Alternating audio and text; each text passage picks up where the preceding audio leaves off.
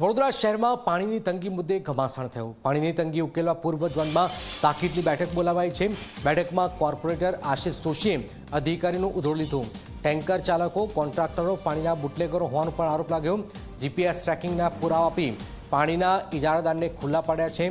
શહેરનું પાણી શહેરની બહાર પહોંચાડતો હોવાનો પણ કોર્પોરેટરનો આરોપ છે। પાણીની તંગી વચ્ચે આજથી 1 મહિના માટે પાણી કાપ છે અને આ સ્થિતિની વચ્ચે આશિષ જોશી લડી લેવાના મૂડમાં છે।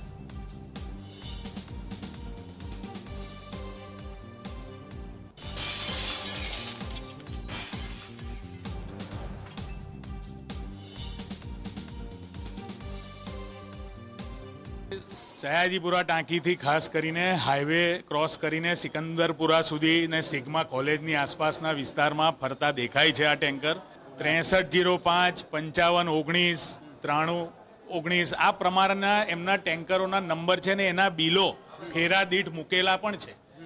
એ પણ મેં ફેરા સાથે બિલો મૂકેલા છે। એ પ્રમાણેના તમામ પુરાવા બિલ અને જે જીપીએસના સ્ક્રીનશોટ છે એ પણ મૂકેલા છે કે એક જ ટેન્કર બે જગ્યાએ કઈ રીતે એક સ્થળે ખાલી થાય છે।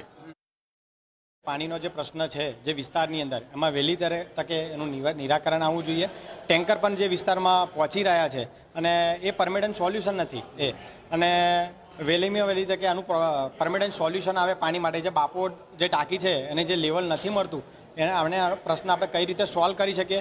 પાણીની ઘણી સમસ્યા છે તેના માટે જ આજે ખાસ કરીને પાણીનો જે આપણે પ્રશ્ન લીધા અને હું એ વાત પણ કરી છે કે જો આપણે પાણી ના પહોંચાડી શકતા હોય વિસ્તારની અંદર જો લોકો વેરો ભરતા હોય તો એ લોકોને વેરામાં પણ આપણે અમુક જે ટકાવારી પ્રમાણે આપણે એમને માફ કરવો જોઈએ।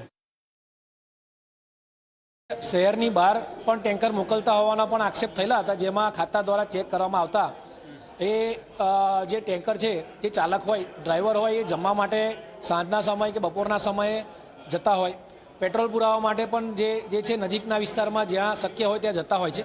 જીપીએસ સતત ચાલુ રહેતી વસ્તુ છે એટલે એ અંદર રેકોર્ડ થાય એના આધારે આક્ષેપ જે થયેલા છે પણ તે બાબતે સ્પષ્ટતા પણ એઓને કરવામાં આવશે।